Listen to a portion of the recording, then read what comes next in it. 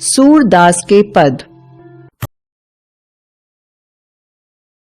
पदों के रचयिता सूरदास का जन्म सन 1478 में माना जाता है। एक मान्यता के अनुसार उनका जन्म मथुरा के निकट रुनकता या रेणुका क्षेत्र में हुआ, जबकि दूसरी मान्यता के अनुसार उनका जन्म स्थान दिल्ली के पास सीही माना जाता है। सूरदास मथुरा और वृंदावन के बीच गऊ घाट पर रहते थे और श्री कृष्ण के मंदिर में भजन कीर्तन करते थे। सन 1583 में पारसौली में उनका निधन हुआ। उनके 3 ग्रंथों सूरसागर, साहित्य लहरी और सूर सारावली में सूरसागर ही सर्वाधिक लोकप्रिय हुआ। सूरदास की कविता में खेती और पशुपालन वाले भारतीय समाज का दैनिक अंतरंग चित्र और मनुष्य की स्वाभाविक वृत्तियों का चित्रण मिलता है। सूरदास वात्सल्य और श्रृंगार के श्रेष्ठ कवि माने जाते हैं। उनके द्वारा रचा कृष्ण और गोपियों का प्रेम सहज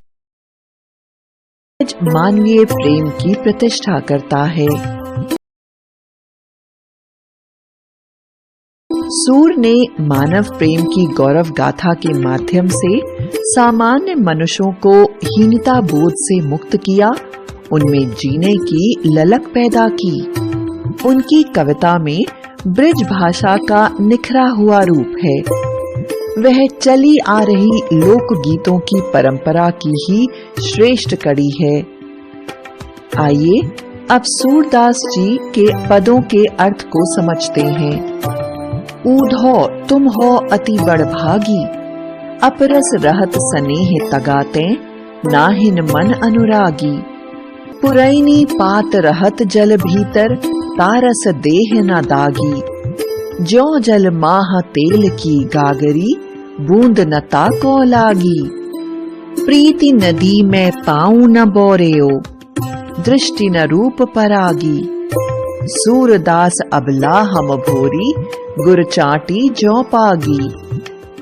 ऊधो तुम हो अति बड़ भागी, अपरस रहत स्नेह तगाते, नाहिन मन अनुरागी। इन पंक्तियों में गोपियां उद्धव से व्यंग करते हुए अपनी व्यथा कह रही हैं। वे कहती हैं कि तुम बहुत भाग्यशाली हो जो अभी तक श्री कृष्ण के प्रेम में नहीं बंधे। उद्धव के मन में कृष्ण के लिए न कोई बंधन है, न ही कोई मोह है।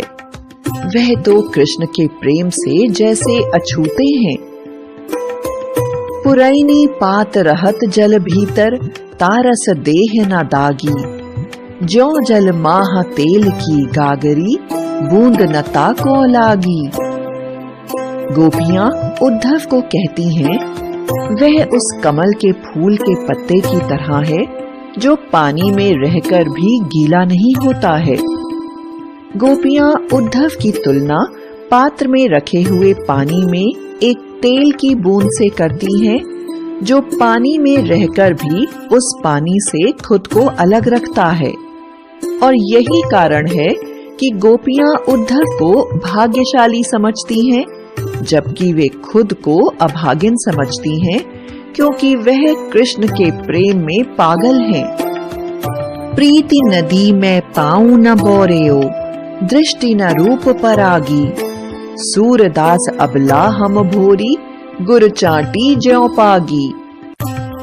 गोपियां कहती हैं, उद्धव प्रेम रूपी नदी के पास होकर भी उस प्रेम में कभी पांव नहीं रखा और न ही कभी वो श्री कृष्ण के रूप सौंदर्य का दर्शन कर पाया, जबकि गोपियां तो कृष्ण के प्रेम में इस तरह से लिपट गई हैं जैसे गुड़ में चींटियां लिपट जाती हैं। मन की मन ही मांझ रही, कहिए जाई कौन पे ऊधो, नाही परत कहीं। अवधि आधार आस आवन की, तन मन बिथा सही। अब इन जोग संदेशनी सुनी सुनी, बिरहिनी बिरह दही। चाहती हुती गुहारी जितही तै, उत तै धार बही। सूरदास अब धीर धरई क्यों, मर जादा न लही।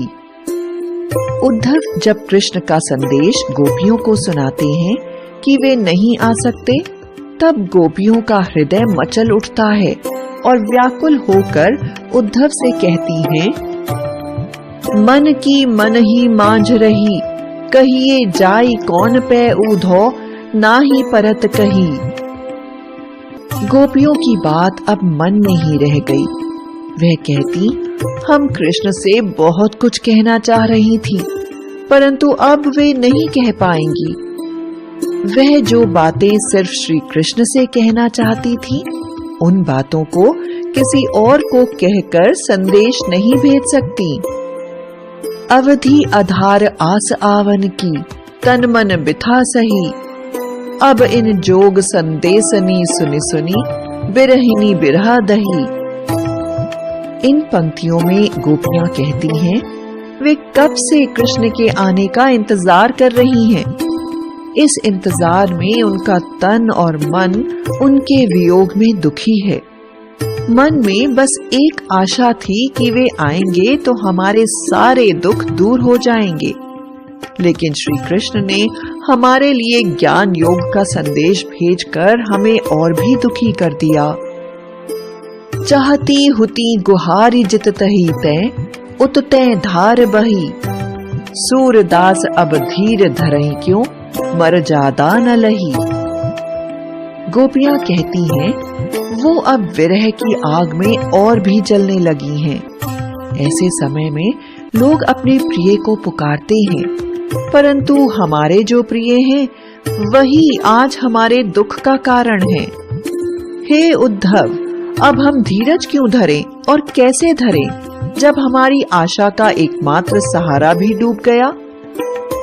हमारे हरिहारिल की लकड़ी, मन क्रम बचन नंद नंदन उर, यह दृढ़ करी पकड़ी। जागत सोवत स्वप्न दिवस निसी, कान कान जकरी।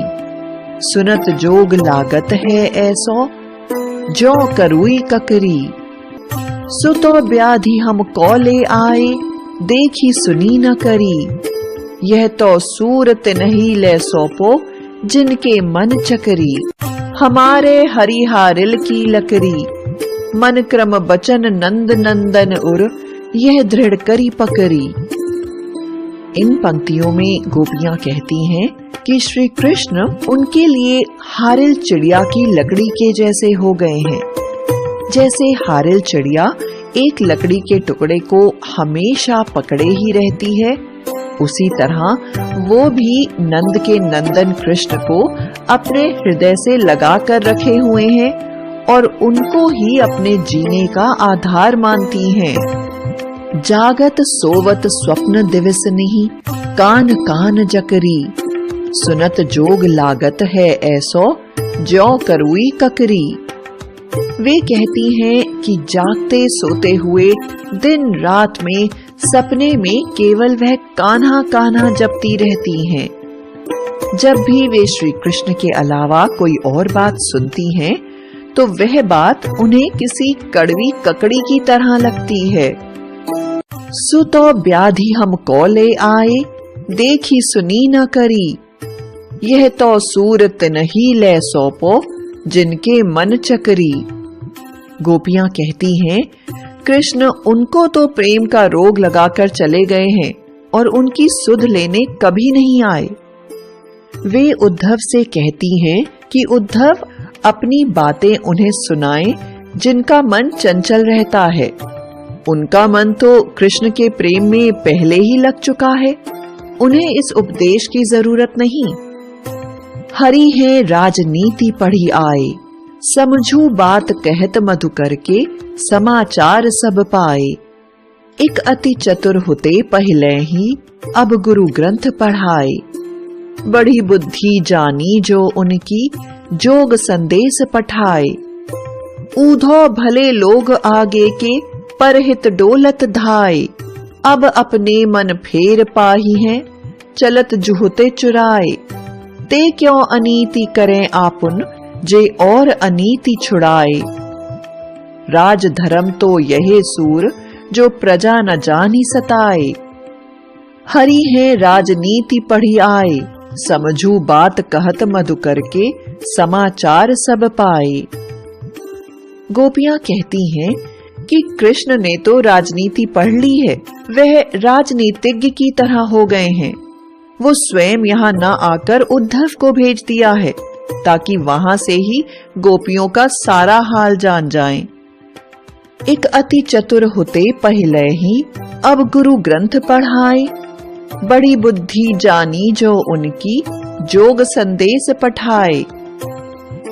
गोपियां व्यंग पूर्वक कहती हैं कि कृष्ण तो पहले से ही बहुत चालाक चतुर थे, पर अब उन्होंने और बड़े बड़े ग्रंथ पढ़ लिए हैं, जिससे उनकी बुद्धि और बढ़ गई है। तभी तो हमारे हाल को जानते हुए भी उन्होंने हमारे पास उद्धव से योग का संदेश भेजा है। ऊधो भले लोग आगे के, परहित डोलत धाय, अब अपने मन फेर पाही हैं, चलत जुहते चुराए। गोपियां कहती हैं, उद्धव जी का इसमें कोई दोष नहीं है। आप कृष्ण से जाकर कहिए, जब वह यहाँ से गए थे तब वे हमारा मन भी अपने साथ ले गए थे, उसे वे वापस कर दें। पर अब गोपियों को लगता है उन्हें उनका मन फेर लेना चाहिए, क्योंकि कृष्ण अब उनसे मिलना ही नहीं चाहते हैं। ते क्यों अनीति करें आपुन, जे और अनीति छुड़ाए, राज धर्म तो यहे सूर, जो प्रजा न जाहि सताए। गोपियां कहती हैं कि कृष्ण अत्याचारियों को दंड देने का काम करते हैं, लेकिन अब वे उन पर अन्याय कर रहे हैं। कृष्ण तो एक राजा हैं, उन्हें तो हमेशा प्रजा के हित का ख्याल रखना चाहिए। प्रजा को किसी प्रकार का कष्ट नहीं पहुंचने दें, यही राजधर्म है। आइए अब इस पाठ का हम गहराई से विश्लेषण करें। साहित्यिक शैली। इन पदों में विरह के भाव का प्रदर्शन हो रहा है। इन पदों में गोपियां अपने वियोग के भावों को कृष्ण के लिए प्रकट कर रही हैं। इन पदों में वियोग रस है। इन पदों की भाषा में गीतात्मकता और लयात्मकता है। एक लय है जो मीठे संगीत की तरह लगते हैं। इन पदों में ब्रिज भाषा का प्रयोग किया गया है, जैसे अपरस, माह, पाऊं, पारगी आदि। इन पदों में श्री कृष्ण की याद में गोपियां किस तरह व्याकुल हैं तथा कृष्ण के बिना उनका क्या हाल है वह बता रही हैं।